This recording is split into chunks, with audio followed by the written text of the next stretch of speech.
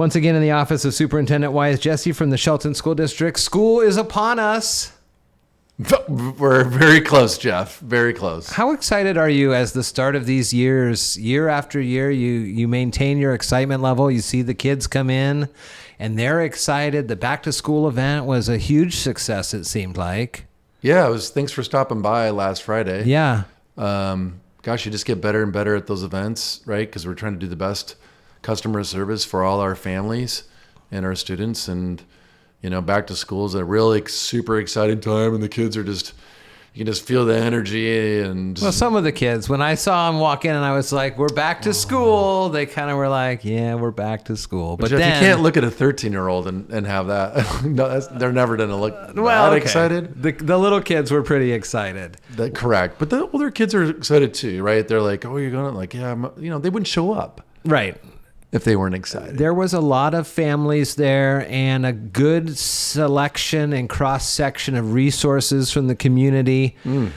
People coming out and helping out. I saw the Y. I saw our community credit union, some of the big named groups around here. Youth Connection was over there. Yeah. And Mason Health. And, there's a lot of, also I forget the name of the agency that also helps with, kind of acute needs sometimes of just for some housing stability or food stability too. It's a big need and concern in the Shelton School District. You and I have talked about this for a long time. There's a lot of students who you have over the last couple of years been able to, they say it falls kind of through the cracks, but you've been able to find some of these students, bring them back into the fold, get them back into their educational path, either at the high school, Shelton, Choice, or Cedar. And so that's exciting for you, I'm sure, as well, to be able to see a lot of that hard work of people going out and trying to find these kids that may have fallen off somewhere. Yeah, so let me close up on the back to school event and then answer that question. It was really great to, again, I really appreciate all the family. That line gets really long before we even open the doors. It's always like hundreds and hundreds deep. I don't think people understand, like, it's a lot. Every year. Every year I've been here, now my 5th year, so I've done 5 of these things. And so it's just really exciting to see them show up and, like, not only excitement for school for the kids and to have our community, agencies there to help us, but it's really about making sure kids are prepared as best as possible and taking care of their basic needs. Because when kids have their basic needs not met, kids can't show up. I can't tell you how many stories over my 25 years where kids are acting out or having rough times because they're just tired. Sure. And or hungry. And a lot of times I've had a lot of kids just like, why don't you take a nap and get up and let's get going, right? And so those are real stories, and that's not like 1 or 2. That's a lot of kids. And so I'm glad we got some kids fed. Some popsicles, put some smiles on some faces, and just be ready to go for school with supplies so they don't have to stress about that. Lots of backpacks I saw walking out the door there. That's right. And so to your other question about, like, we went out in the woods and found a bunch of kids, there's just a lot of kids missing since COVID. And, some families just, priorities became something different for folks. A lot of people trying to survive, and we're just like sympathetic to that and go, hey, how can we help? And so we've changed our services, in particular at Choice, to match their need. So we have a number of programs where kids can learn from home, so they could be at home, and then we just do hybrid check-ins. As a professional, I'm just telling you, it does a lot better. If you're just doing nothing but online, that's not the same kind of learning. They are still social creatures, and bringing them in also allows us to do some one-on-one tutoring, right? Like, there's just only so much you can do on a screen. And so we offer that. We also have kids who work. There's the kids that I just can't get up, or I can't get a ride, or I don't want to do those things. So those high school students really are the bulk of the kids that we went out and got. Some of them didn't have any credits, but it re-engages them with education. Get them a GED or obviously a diploma, get them set up. We've had a number of success stories where kids have come in and, like, really able to feel the stability again and feel a lot of pride. about educating themselves so they can have access and opportunity. Like we're not about every kid going to college or, even a 2-year degree program. We're about kids going, can I be independent and can I have some choices, right? And so that they're not just making minimum wage. We want to provide that. That's what this district is doing, is providing economic mobility. That's what public education is doing. And I think we've gotten away from that. It's become politicized. As you know, we've had that conversation many times, Jeff. Yeah. We are a nonpartisan agency. I'm not interested in it. We're not trying to do it. I do have to follow the rules of the state. Some people don't agree with them. And I go, well, good idea to talk to the state legislator about those things. But for us, let's keep it about educating kids. Like that's what I get up every day to do. I don't, is to say, what can I do for this kid to move forward? That's my story, Jeff. Just my mom and I, that's it. Poor, powdered milk, government cheese. I had an IEP, like schooling helped me in economic mobility. I was able to get up. I didn't want to go to school, especially when I was in high school. I'd fall asleep. So boring. But eventually I found it because somebody cared enough to give me a good education along the way. I was definitely lucky because I had some really amazing teachers and leaders that cared enough to say, you can keep doing it and keep going, and then you finally find your way. And there's all those stories here for us, Jeff. And you hear some of those at graduation, but there's stories all the way along their journey, preschool all the way through 12th grade. So let's give some of the parents going back to school some, I don't know if it's advice or a kind of a thing to get ready for. Obviously, one of the big milestones is the kids first going into school. It's the first time, kindergarten, the parents are letting their kids go, they're going to school for the first time. What do you say to those new parents? Well, I just said that. We have a program called Jumpstart. It's 2 days, just in the morning at our 3 elementary sites. And we bring in the incoming kindergartners. And so, parents are dropping them off. Tears are flowing. Yeah. There's some clingers. There's some clingers. Yeah, they're grabbing onto that leg and not wanting to let go. For both sides, I'd imagine, parents and kids. Well, today, Jeff, let's be kind. Like poor parents. It is rough, right? Yeah. I'm sure you remember. I do. Yep. And so, I talked to some of those parents. They were just really excited. That's really a lot of what I saw, and I expect to see in our warm staff that we have. They're there to welcome them, feel like they have a place to go. And they already get them into an activity right away, so it really helps distract, from just having to sit still or anything. Like, oh, nope, get right on in. Let's do the coloring activity right here. Get going. And, kids already have their names. They see their name on the wall, and they're like, oh, they already know who I am. And then we work on just simple things in those 2 days that the parents can feel good about, the kids can feel good about. The school, I know how to navigate. I know how to go to the bathroom. I know how to get in line. I know how to wash my hands, right? I have my desk. I know how to manage my pencil. And I know how, when the teacher wants my attention, I know when they want my attention, and I have to start paying, zip it up, close my mouth and give them my eyes and be ready to go. Yeah, I do remember those days. That's great. What about parents who have kids now going into middle or junior high? Totally different from the elementary school. There's a lot more hormones and emotions and sense of starting to kind of think of themselves, the students, as, a little more adults and things like that. What are you going to say to those parents?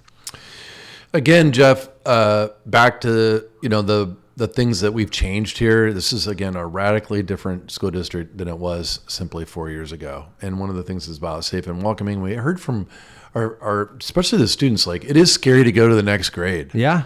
And so we do these orientation activities where they're brought in, and staff and student leaders, the older grade, come in and welcome them. They have team building activities, get to know yous, go over some of the expectations, because we have high expectations of our students, both academically and behaviorally.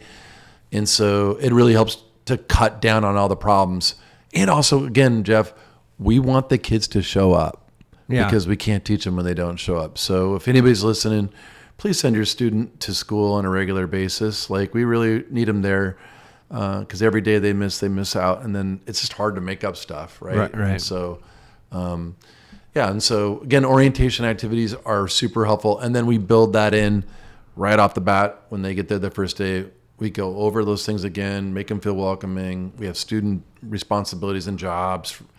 We know where the structured routines, and we build it out grade level by grade level. I don't know if anybody recall back in school, you're like, oh, every year you're like, oh, what's this classroom?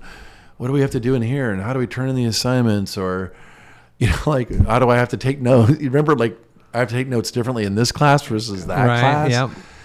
We have really worked hard to create system-wide expectations and the structured routines so that when the kids come in, they already knew it from the year before. So it's not as new. And so it's an ongoing project. It's going to take years to do, but it's a lot more refined where kids go in and they go, oh, I have to take notes. I know when the teacher's talking to me, I'm learning. I know how I need to sit up front. I know when I have to participate. I know, what it is for me about just like, it's not about work completion as much as it is about demonstrating my skill, right? And so those things come through where kids know, and we don't have to waste time and energy, or we're getting into logger's head, around some of those things where kids 13-year-olds do look to invite, sometimes challenging as they do some identity formation. Yeah. And then into high school, they were, 8th graders, they were the big fish in the small pond, and now they're freshmen in high school. And what are some things parents can help encourage, especially 9th graders coming into the system, either at Shelton, Choice, or Cedar, whichever one, to make the most of these final 4 years before they go do whatever it is they choose to do after this? This could be a really long conversation. Again, because we worked on it, right? College of readiness, orientation, we have now multiple days when you go to high school. So that's not just a 1-day event for them. It's multiple days. High school is definitely that jump of all jumps is really scary. I mean, I think if kindergartners had more awareness, they probably would be even more scared for a lot of them. But, sure. New exploration is part of that developmental age. Going into 9th grades can be really rough, right? You're like, what to expect? What am I going for? So we don't only do an orientation, but we have a whole freshman seminar. So it's a 2-semester course at all 3 high schools. Kids go through about how to navigate life as a high schooler, right? Like, what do I do if I don't like my alarm's not working, I can no longer listen when my phone goes off, to, hey, what do I do if I come on somebody who's been vaping or whatever, and I don't really want to do that, and, what do I do if I don't really like my teacher, and stuff like that. 2, also, what's the purpose in education? I talked to a bunch of high schoolers, or recent high schoolers this summer. For some reason, my summer to run into a lot of them. And Jeff, a lot of them just don't know purpose. They don't have a sense of purpose. Okay. It's a deep thing. And So is that like the lack of getting into clubs, or is that the lack of having, I was talking to my son who's going into middle school and he's nervous. And I go, well, you have a little bit of an advantage. You have an anchor class. He goes, what does that mean? It's like, well, you got band. So no matter what, you're going to have your same band teacher. You know her from last time. You can continue on with that, and you can make friends within that circle, and then kind of spider web out from there, because you don't know who's going to be in your other classes, but at least you'll have band. So on that sense of purpose, is that not finding a club fit that works for them, or a sport fit, or leadership model, or how do you encourage those types of things? Yeah, so there's the short term and the long term. So the short term, just as you were talking about, is like how to make a friend, how to identify a good friend. It's okay. Sometimes, like I say, there's I just take your hands and you just go, there's loose friends, tight friends, right? And how do you identify that?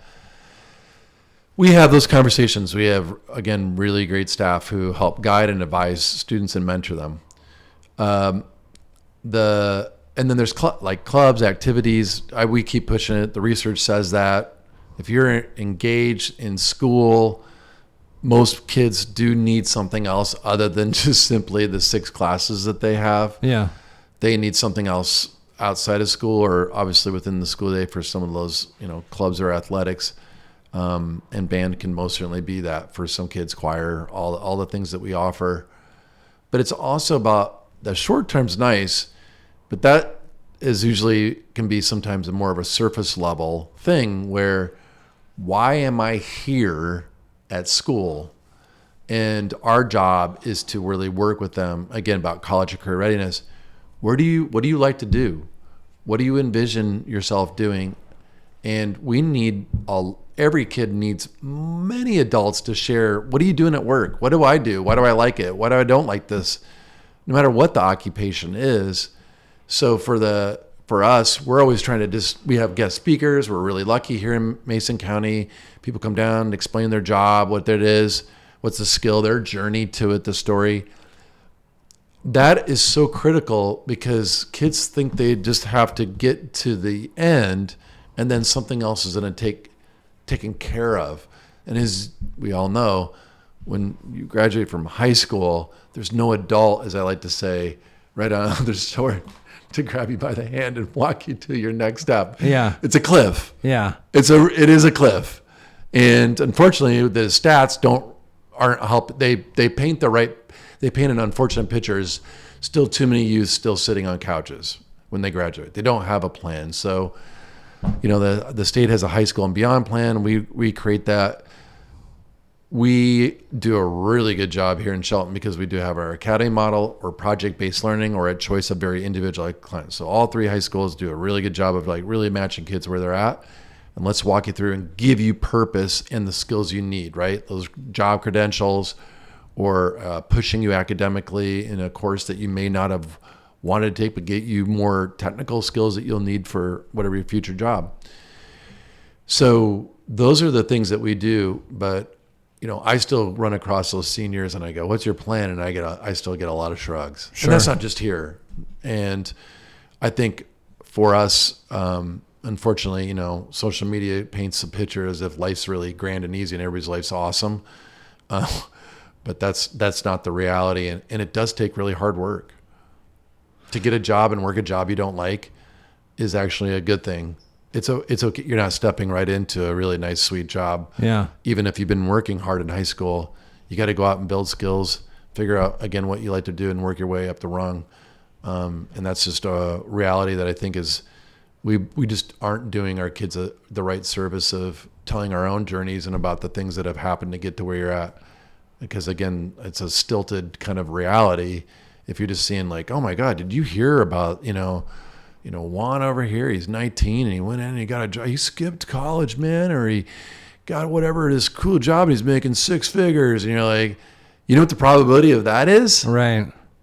Really low. It's super low, less than 1%, right? So, hey, you got to go actually get these jobs and to get to the next job, and finally make, the kind of whatever income or to get the job that has the kind of experiences that you want to have or the career that you envision for yourself. So I just think, talking with others, leaders in other districts, our own educators, the kids, this is an area that we've got to do a better job. And here's in Shelton, Jeff, I know I'm going to keep saying it, when we significantly increase the number of kids who can read and write at 3rd grade, and this year at high school, 8 percentage points up in the number of kids who met standard in ELA in 10th grade.